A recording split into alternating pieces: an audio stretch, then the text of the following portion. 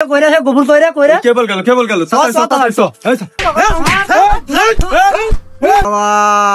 এ গণপিটনে শুনিস বাবা, এর আগে আমি দেখিনি। ওরে বাবা বাবা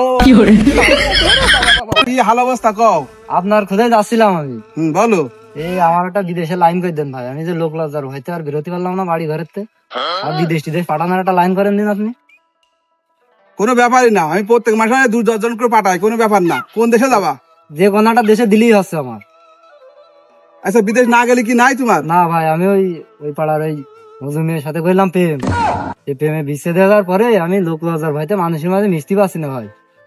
ও বুঝতে পারছি, তোমার প্রেম রোগের বিষয়, তোমার প্রেম রোগে ধরেছে। তোমার এখন বাইরে যাওয়া দরকার, লজ্জায় মুখ দেখাতে পারছো না। আচ্ছা ঠিক আছে, সমস্যা নেই। তুমি কোন দেশ যাবা? আপনি দেন এটা, যে কোনো একটা দেশ দিলেই হচ্ছে।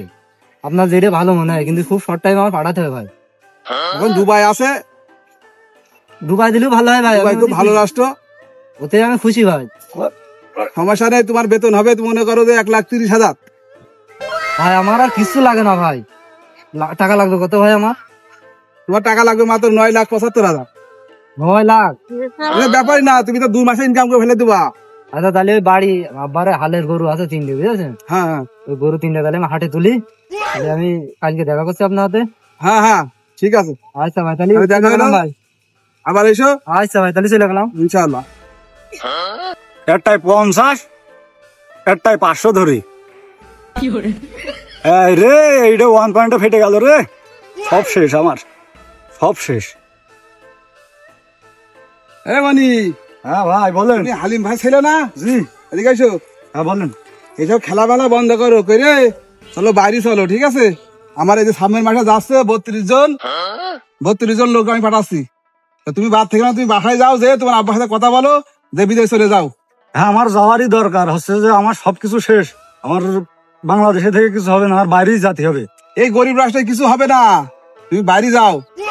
খালি আপনি লাইন সাইজ করেন, আর আমি বাবার সাথে আবার কথা বলছি। হ্যাঁ কথা বলে দেখো কোন রাষ্ট্রে যাবা। সিঙ্গাপুর। সুইংগাম না মূর্খ, সুইংগাম না, সিঙ্গাপুর। ঠিক আছে, ঠিক বলেছেন। তাহলে আজকে সন্ধ্যার সময় আপনি একটু বাবার সাথে আলাপ করে নেন এই বিষয়ে। হ্যাঁ কথা বলছি। ওই পাড়া থেকে 3-4 জন যাচ্ছে, ওদের সাথে তোমরা নিয়ে যাবেন, ঠিক আছে?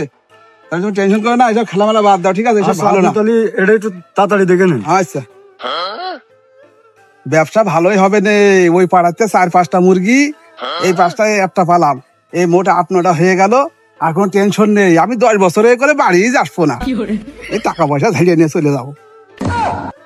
সে গফুর ভাই কমে গেল, আব্বা 7-8 লাখ টাকা দিলে জমি বেচে, তার কোনো খোঁজ নেই।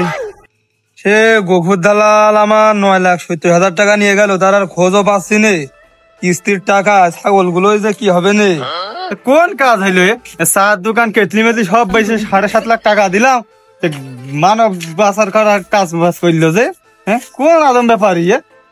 কি দণ্ডি হইলো, কি দণ্ডি? আমার বাপ চাষ করে ভিতরে 3টে হালের গরু আমার ধ্বংস করে থেকে গেল শালা আদম ব্যাপারী।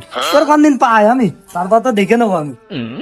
10 বছর পরে আসলাম বাড়ি, এলাকার পরিবেশ সব চেঞ্জ হয়ে গেছে। দেখ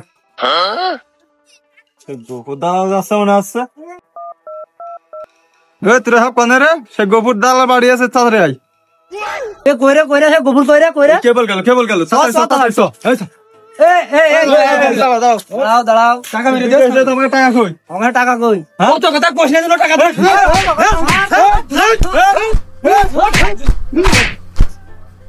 ওরে বাবা, এ গণপিটনে শুনিস বাবা, এর আগে আমি দেখিনি। ওরে বাবা বাবা।